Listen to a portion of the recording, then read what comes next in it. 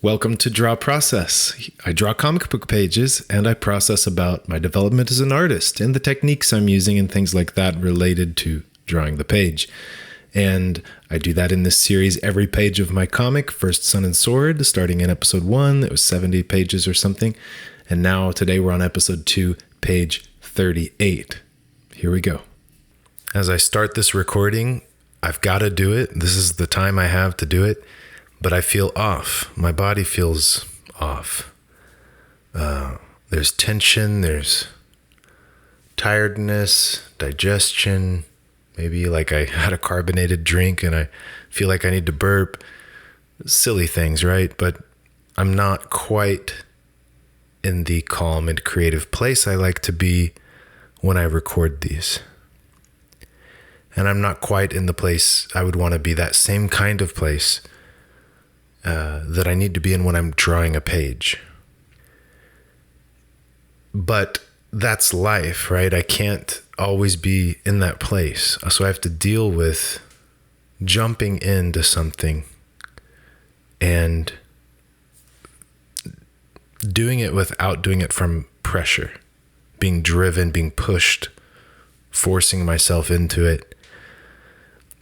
I've got to do it from a place of inspiration, with the clock ticking, with the recording going, with the pencil moving on the page and the page, needing to be done.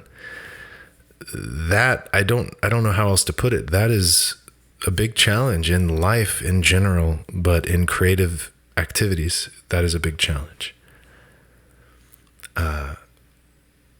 We're human and we're just not perfect. And you could wait. You could obviously try to take care of yourself and just wait until it's a better time to sit down and draw or to sit and record a video. But you can't do that. You have to learn how to get yourself where you need to be. You are a craftsperson. You can engage in your work, in your craft. Your life might be falling apart, but when it's time to work, you know how to work. You know what your job is, and that's good. It gives you kind of meaning and purpose, and it gives you like a task. You know what to do. You can get into it, even if you're not feeling it personally. And that applies to my counseling work too, regardless of how I feel. I saw 4 clients today, and I felt kind of like this today. But regardless of how I feel, I have to be there in a way that is creative and inspired, and as long as I'm not in physical pain and I can regulate myself, my anxiety level and so on, arousal level, then I can do my work. And that's what it is with art and with recording these videos. I'm 98 of these videos in. I do it every week. I have a practice of doing it, and I get better as I go. I get where I can just engage in the craft and find my footing as I start, as I go. It's the same with drawing the pages. You'll find your footing as you build your craft. What you have here on the screen, 3 panels on the right, each one is indicating the spear coming near his head, him blocking it, and each time I wanted it to get a little more intense. The first one, he doesn't have to move as much to block it. His face isn't as tense. And in each panel, it's more intense, more difficult to block. I'm trying to escalate the tension and show that he's falling behind. The first panels is establishing shot, a small row of 3 panels. Again, I like to put a lot of panels in my pages. So there's 3 small panels showing some reactions, emotion. 1 more to set the stage between the 2 that are in the fight and give us a nice check-in with Sword's face before the action ensues on the bottom half. It's less than half a page. So I'm thinking about theory. So how do I how do I engage in my craft of making comics, drawing pages? How do I engage in that craft in a way that it makes sense to me what I'm doing, what my goals are, what I'm working towards, what the process is, like what it's about, the big picture, where it's taking me as I get better. If I have a theory, an understanding of what it is that I'm doing, then it can guide me. It can keep me, focused on it, like developing a craft. Now, I don't know if you have to do that. I mean, to some degree, you're building a craft, whether you think about it or not. But will you use language? It's not a bad idea to talk about it, to think about and talk about what is your craft, what is the theory behind what you're doing. This applies obviously in therapy. What is the theory behind what I'm doing? Can I justify what I'm doing at each moment? And I know what I'm attempting to do, and what success I'm having based on the results. That's important, and it's the same for comics. It's kind of like being a good scientist. You don't know, you assume you don't know. You question your assumptions. You test it. You look for evidence. You pay attention to what you're doing and how you're influencing the outcomes, and you continue to hone in on what it is, what's true. And you develop a language, a story of what that is that you're doing. And that this series of videos has been my search for that, an understanding of my theory, how I explain what I do. What is the practice, the craft, my craft, how I do it. And I have to look at the results, and I look at those with you on the video, and I try to reflect on them and see what I'm learning from it. And then I get to adjust that, adjust what I do the next time. And I try to do that without assumptions, right? It's not simply what the books say you're supposed to do. I can't simply say, this is how this person said to do it. This book says to do it. I'm going to follow those steps and just do that. You can't, it helps. It helps because it gives you some guidance. It gives you some direction to go, but you have to test the path. You have to see how that's working for you. Otherwise, you're not approaching it scientifically. You're approaching it dogmatically. So maybe we can do a bit of that, kind of switching gears. I notice more consistency in my work and the consistency of the approach of drawing very rough stick figures in a lighter pencil. It has been really great that I switched to using a lighter pencil. That's probably the best thing I did, for developing my current approach to completing pages, because I can pencil right on top of my old pencils. No erasing is necessary. So I can layer more information in, and I get to keep the gesture, keep some of that initial stuff in there to give more energy to the final lines. And yeah, I do it with a confidence now, a comfort. I'm not at all shy about how rough my figures may look. They may be, they're not like a formal, how to draw comics the Marvel way kind of puppet figure. It's very rough. And I noticed that with my backgrounds, I'm, scribbling in these background blocks of buildings and so on, finding that vanishing point, that horizon line, start building things, add more. And it's really rough too. I'm learning to let those be really rough. It's not very specific and accurate, but it's good enough to be readable as buildings. By focusing on these rough drawings first before I finish it, I do get to pay attention to shape language. I get to pay attention to how this frames, what the composition is of each panel and how they flow together.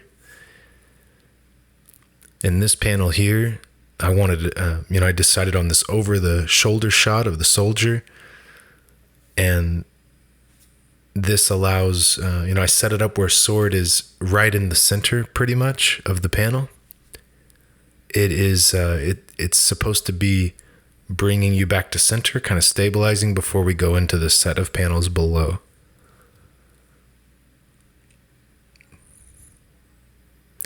It's more static, and it's more, the composition being centered like that. It's more flat. It's not directional. And it's supposed to feel like a static moment. But I mess with all that in the really rough shape stage.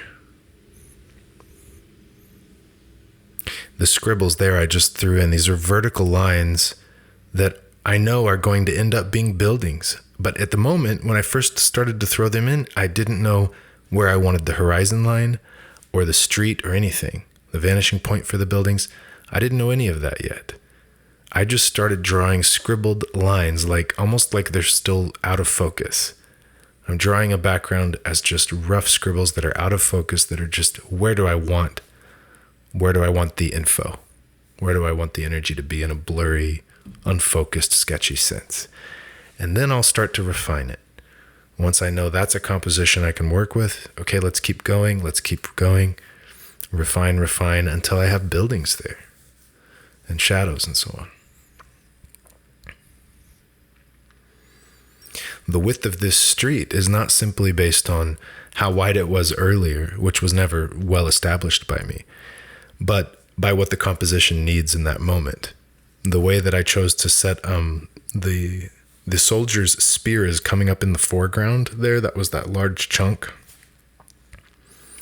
in front of sword to his left. And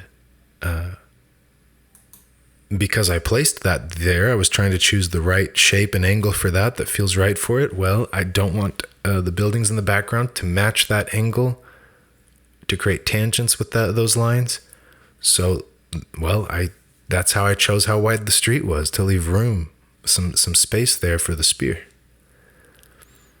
And here you see, I literally drew like a triangle of his arm started out as just the soldier's arm with the spear and shoulder. It's just a line, a kind of a triangle going from wide to skinny, coming right at sword. And, and I chose the angle of that line, that triangle of representing the soldier. And I chose that along with the way it intersects the line of his figure and his sword. I just needed to capture the energy first. And then I go back and I scribble in more details. I figure out some skeletal and musculature stuff so that I can have more form to my figure. I start to build that on top, keeping the original gesture. It helps me draw things with greater perspective than I would have otherwise done. If I had started by I need to draw a guy's shoulder and arm as it attacks him, it would have ended up looking pretty flat, because that's how I know how to draw. It's much easier to draw things from a flat perspective.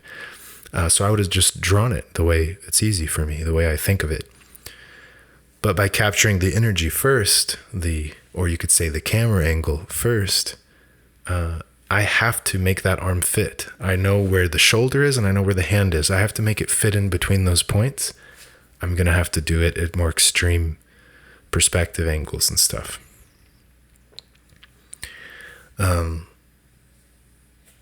So I know that's been good.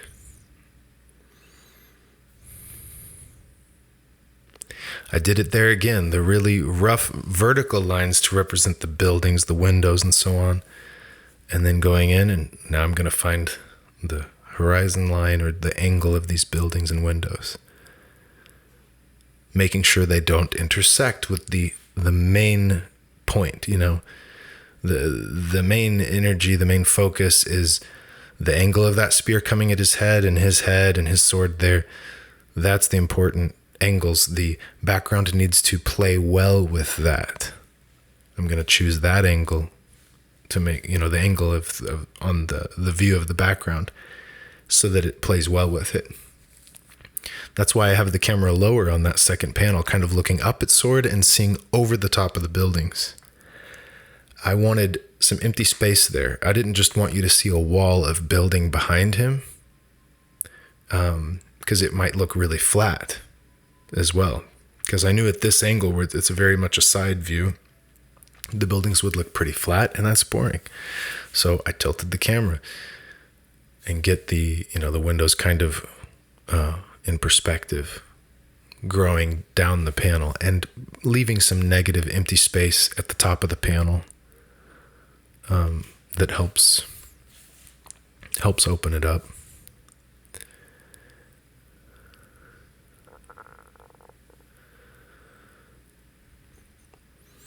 Yeah, it's all starting with that gesture, building it out.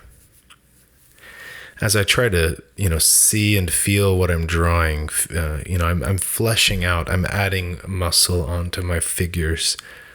I'm literally adding flesh to things. And this is all by feel. I'm not trying to think too hard about anatomy and what's accurate. I'm trying to go by feel, what I think I would see. That's going to help it feel more natural, more like in my natural voice. Yeah. It'll give it character. But it also helps me remain kind of tactile, remain feeling the story, seeing it. So when the spear hit his sword, I'm sensing how the spear would, bend. Like I'm sort of feeling the wood of the spear hitting the sword, and how it's bending under that force as the blow hits it.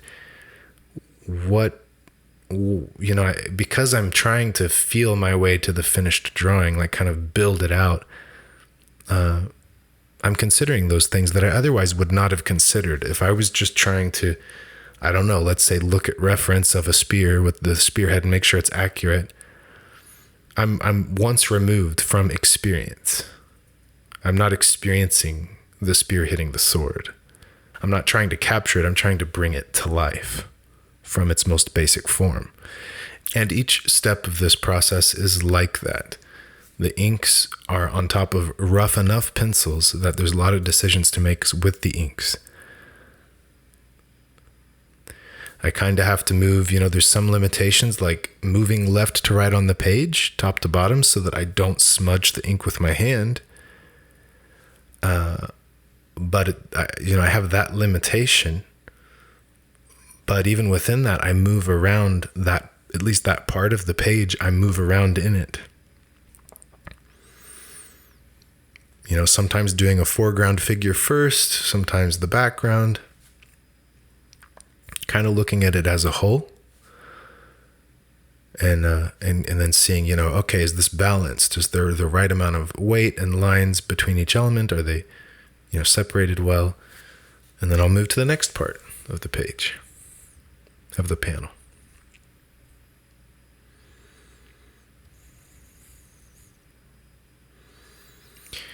And the end result is energetic. It's a solid composition that is messy. The figures are kind of messy, not super accurate. And I'm embracing that a lot lately. Part of it's the new tools that I'm using that bring different qualities to the work and to the way I think. The way I think has been influenced by the tools I use.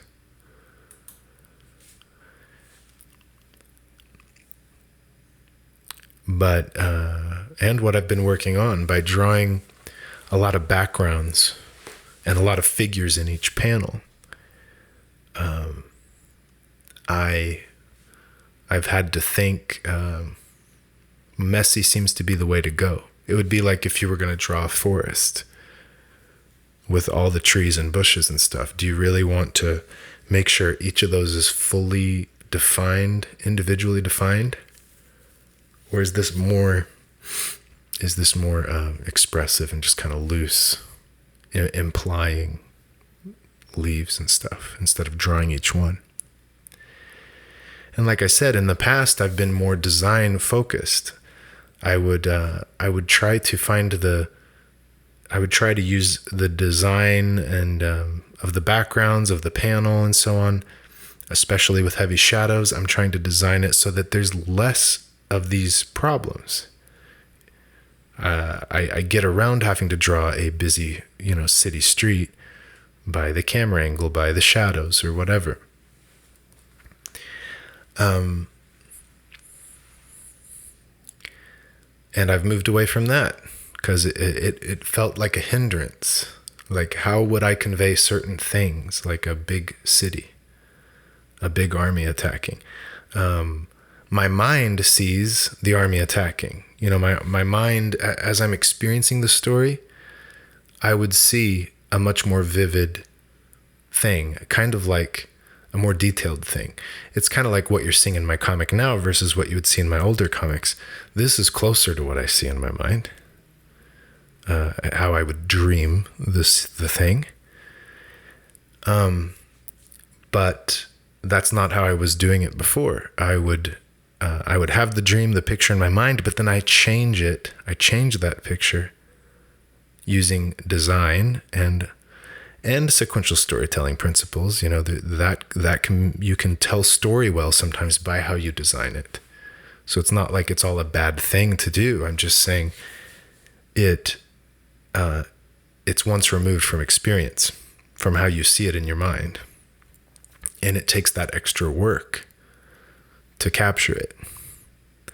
And what I've been moving towards is more free expression and full expression of what I see in my mind. And it feels a lot better this way. I feel like it captures emotion and stuff. I feel like there's things that it captures and conveys that I'd like to see in a story. It's how I see it in my mind. It's what I want to see. And I love seeing a nicely designed page, but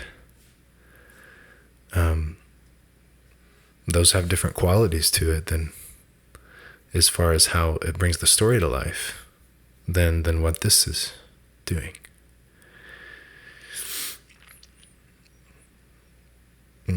So I move that direction.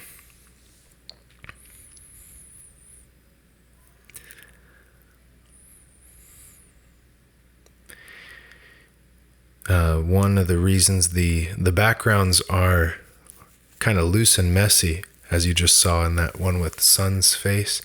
There's a figure in the background and he's really kind of oversimplified. If it's too clear, it would look very strange. Like it would kind of look weird to see. It might look like Sun is looking at that guy. There's this guy in an arched window in the background. But if the line quality is the same, if the level of accuracy even in the forms is the same, it starts to look like, more like Sun's looking at that guy. It starts to make the guy look more important. So that's another reason I've moved away from really like clean lines is I can use the quality of the line, letting it vary within a range, to help show what's important, to show, levels of importance, levels of what I want you to be looking at and perceive as important.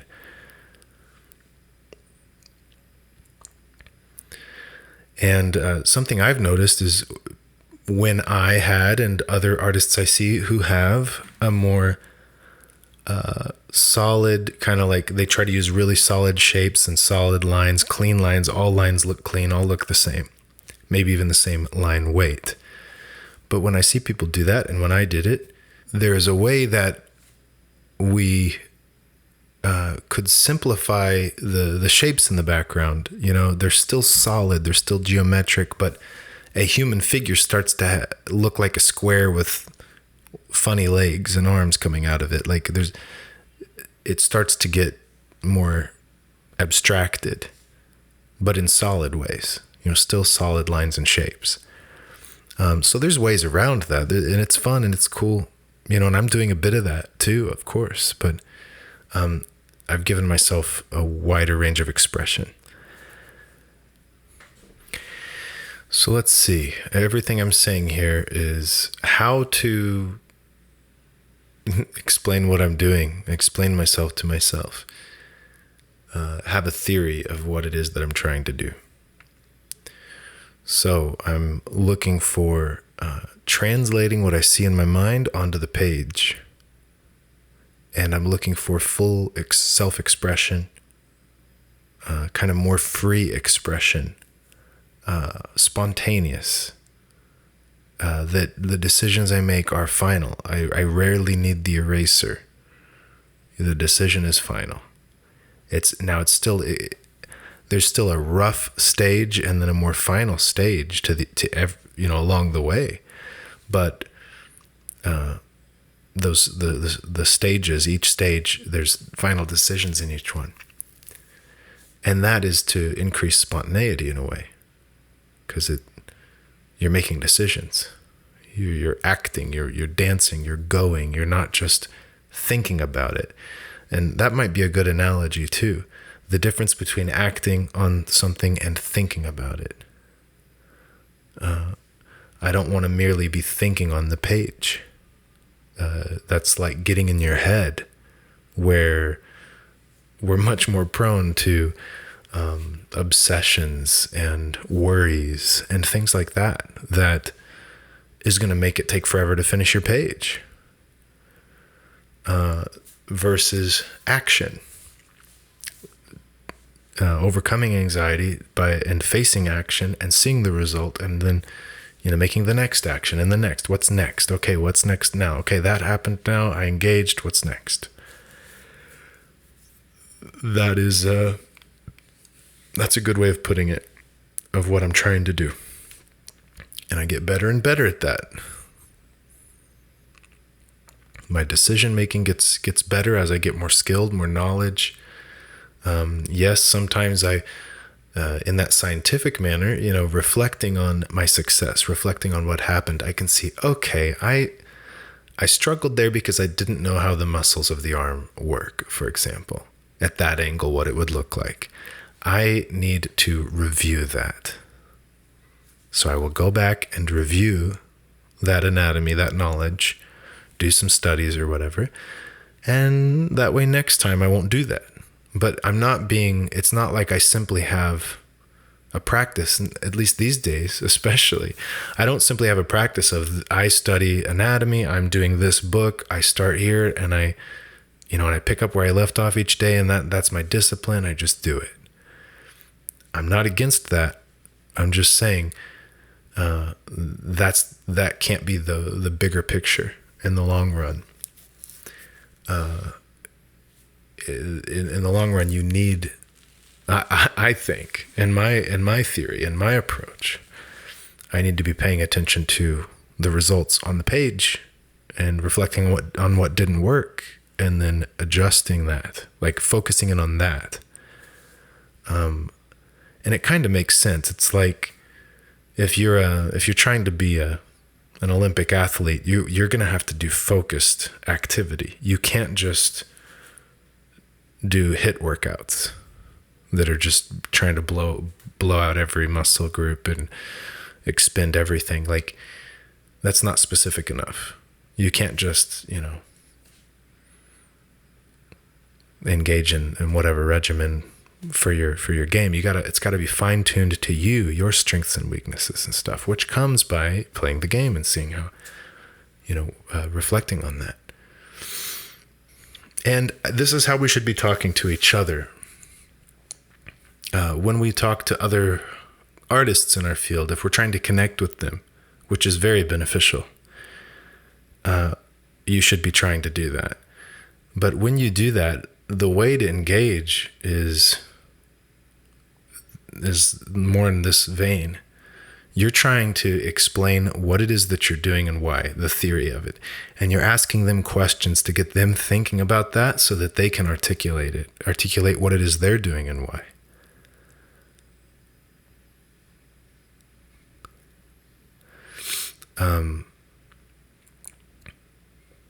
Yeah, asking questions, helping them articulate what they're doing and why. And you doing that too, and them helping you do that.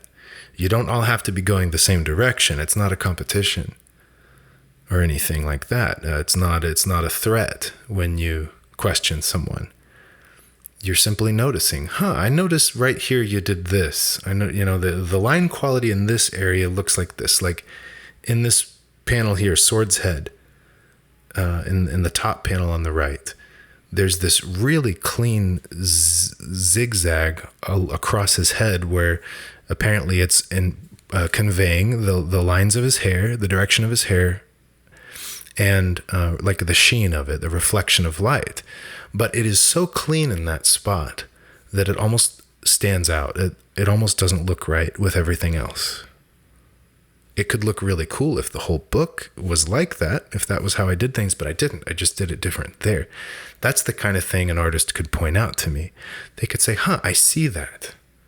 What were you trying to do there? Now, it doesn't mean it's wrong. It could be, I see, you like that. You're moving that direction. You want to do more of that. That's great. Or, but yeah, it's paying attention. It's drawing attention too, asking questions. And there's no right answer. It's not so much reactions like, I like that, I don't like that, this looks great or good, this looks bad. It's not like that. It's noticing things and trying to understand them. And you should be doing that with your own work. But it's great to do it with others, to have other people do that with you, a different mind to look into it with you. And I want to help people with that. So that kind of brings up the fact that we are at Clever Kaiju, the art community I'm a part of, the art platform. We're starting up like a mentorship kind of program where people can meet with us on Zoom, me and the other 3 founders, and get that kind of attention on their work and get help with discussion. And it's also, it's a little different than that because that isn't simply peer-to-peer. This is more of a mentorship. It's like if someone wants help, coaching, support, like in helping them get their plan together and then work it out and complete it. And we're just doing that because we're already doing it. We might as well make it more official and help get a little money in to help support the costs, even just the costs of running things for the community.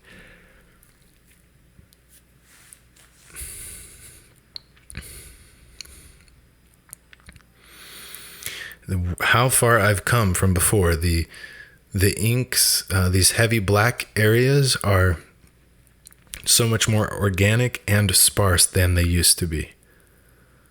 It really is just what they call spotting blacks, That term was not great for what I used to do. Like it was huge black areas that I had planned out. There wasn't much spotting needed. But now it really is looking at a basically finished inked page and deciding where do I need to increase contrast, increased attention and weight. And kind of adding and then adding some more and adding some more until it looks good enough.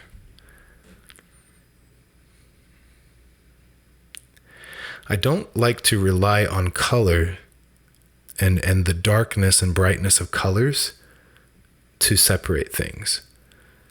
It can, obviously, color can do it, but I want to do it.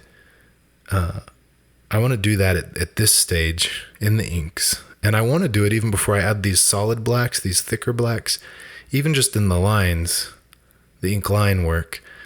There should be a good, indication of contrast. But then I add the blacks, which punches it up even more. And then I add the color, and it's varying values from light to dark, and colors, warm and cool, so that they kind of contrast with each other. That is another opportunity to punch it up again. But I'm not waiting until the color to start conveying that contrast, that depth. So just a point worth making, I think.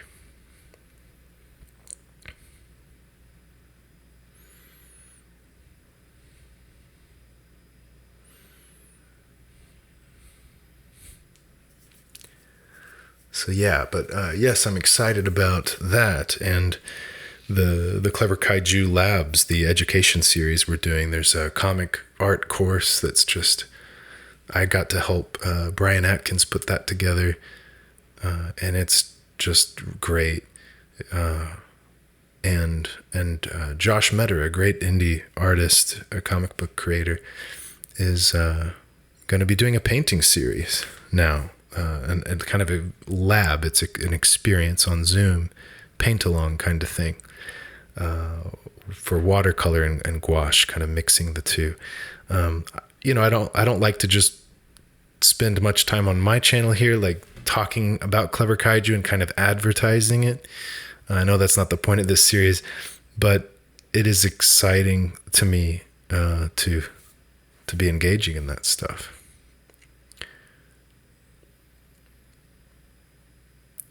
There it is, the finished page. That middle panel, I let it go all the way to full bleed through the gutters on the ends. It really helps cut the page in half. You've got the top with one kind of story being told, that panel that grounds it and cuts it in half, and then the bottom where the action is occurring. Whenever I do that, I always consider the page that's going to be next to it when you open the physical book. What page is next to it? And if there's a full bleed on one page, I don't want it to touch the other page. I just like to keep the space. I don't want them to meet in the staple in the middle. So I can have a full bleed like at the top of one page, but then on the other page it needs to be at the bottom. This kind of thing. And of course, I don't use full bleeds very often. I'm pretty choosy about that.